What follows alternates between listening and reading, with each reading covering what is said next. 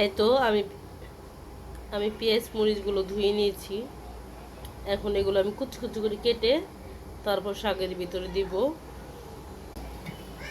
এই তো আমার পেঁয়াজ মরিচগুলো কাটা হয়ে গেছে।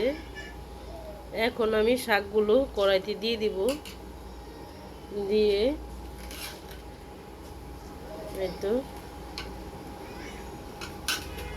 এখন আমার শাকগুলো দিয়ে সুন্দর করে আমি নাড়াচাড়া দিয়ে কিছু লবণ দিয়ে নেব।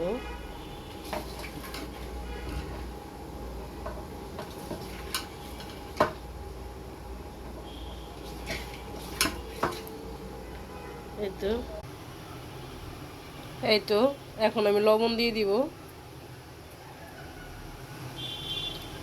গ্যাসের চুলাটা আমি অন করে দিয়েছি। লবণ দিয়ে এখন সুন্দর করে নাড়াচাড়া করে দেব। নাড়াচাড়া করে দিয়ে তারপর আমি এটাকে ভাপিয়ে নেব।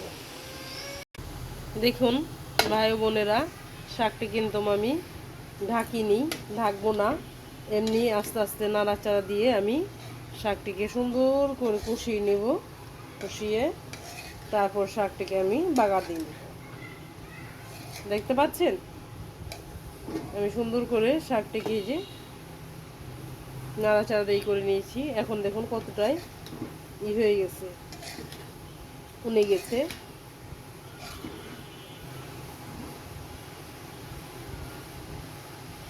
দেখতে পাচ্ছেন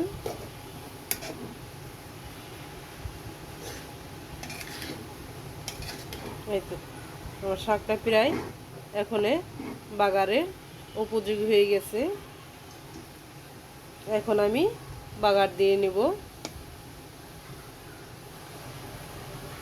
বাগার এই তো মরিচ দিয়ে তেল দিয়ে সুন্দর করে বাগারটা নেব।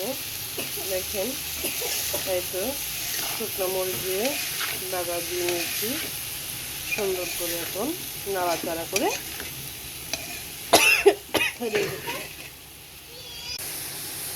এই তো দেখুন বাগার দেওয়ার পরে আমার ফাইনাল লুক, শাকটা সুন্দর করে হয়ে গেছে। এখন আপনি আল্লাহর রহমতে ভাত দিয়ে বা মুড়ি দিয়ে খেতে পারবেন শাকটা।